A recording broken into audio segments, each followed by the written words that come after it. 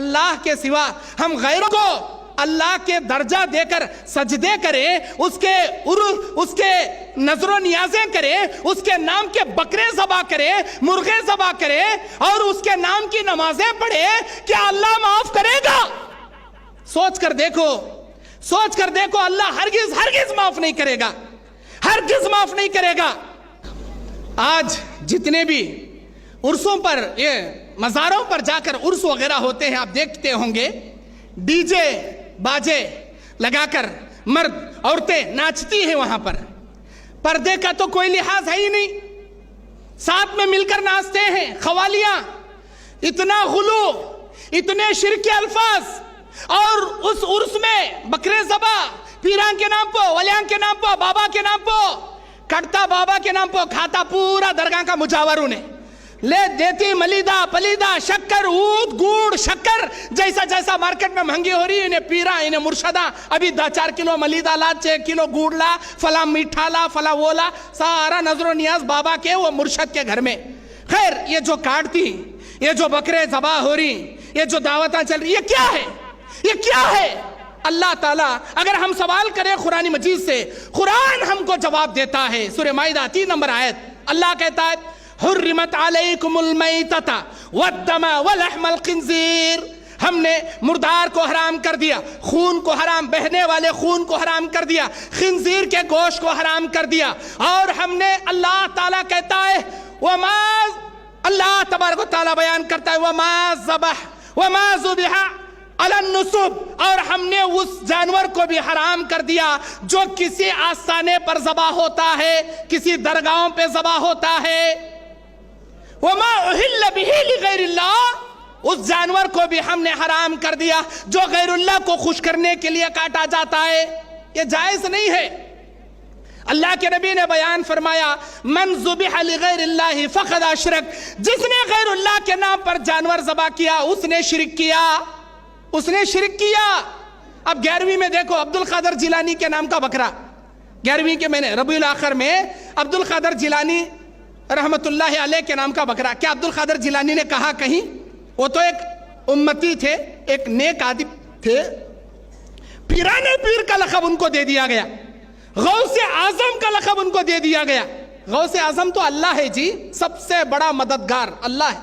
دستگیر کا لقب دیا گیا، دستگیر تو اللہ ہے۔ مشکل کشا کا لقب دیا گیا، مشکل کشا تو اللہ ہے۔ سارے وہ الفاظ جو اللہ کے لیے ہونا چاہیے عبد القادر جیلانی کو دے دیے گئے۔ ارے ہمارے نبی کے نام کا کوئی بکرا نہیں کاٹ سکتے، صحابہ کے نام کا کوئی عرس نہیں منا سکتے، عشرہ مبشرہ کے نام پر کوئی بکرا، کوئی اونٹ ذبح نہیں کر سکتے، عبد القادر جیلانی کے نام سے کیسا جی 11ویں جائز ہوتی؟ انہوں تونڈے جی، انہوں خالی ہمارے خلاف اس دیکھو بولنے کا، ارے ہمیں کئی کو خلاف بولیں گے بھائی، جو بھی ہے قرآن حدیث سے ہم بول رہے ہیں، آپ دلیل تو بتاؤ۔ عبد القادر جیلانی کے 11ویں کرنے سے کیا اللہ جنت دے گا؟ کہ عبد القادر جیلانی نے کہیں کہا؟ ہمارے نبی صلی اللہ علیہ وسلم کے پاس صحابہ اکرام میں حضرت ثابت بن ضحاک کہتے ہیں، ثابت بن قیس رضی اللہ تعالیٰ عنہ کہتے ہیں اے اللہ کے نبی، میں حیرہ نامی مقام سے آ رہا ہوں، وہاں پر میں نے دیکھا لوگ اپنے بادشاہ کا سجدہ کر رہے ہیں، اے اللہ کے نبی، سجدے کے حقدار تو آپ ہیں، وہ تو ایک ملک کا بادشاہ ہے، آپ ساری کائنات کے پیغمبر ہیں، ہم آپ کا سجدہ کرنا چاہتے ہیں۔ نبی نے فرمایا خبردار، لا تفعلوا هكذا، ایسا ہرگز مت کرنا۔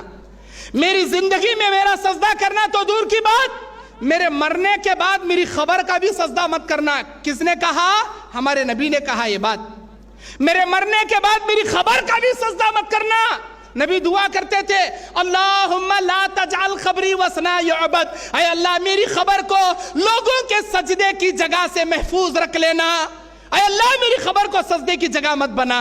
آج جا کر دیکھو سعودی عرب میں کوئی جاتا ہے وہاں چمہ چمٹی کرنے ایسا پکڑ لینے، ہلو ہاتھ نزدیک لگا، وہاں کا متوا پورے حرمین شریفین مکہ مدینے میں کہاں بھی کوسے متوا کے ہاتھ میں ڈنڈا نہیں دیکھیں گے آپ، لیکن روضہ رسول کے سامنے ڈنڈے لے کھڑے رہتی متوا، کون تو بھی ہلو ایسا کرنے ہاتھ ڈالیا، ڈنڈے لے دھڑکت مارتی۔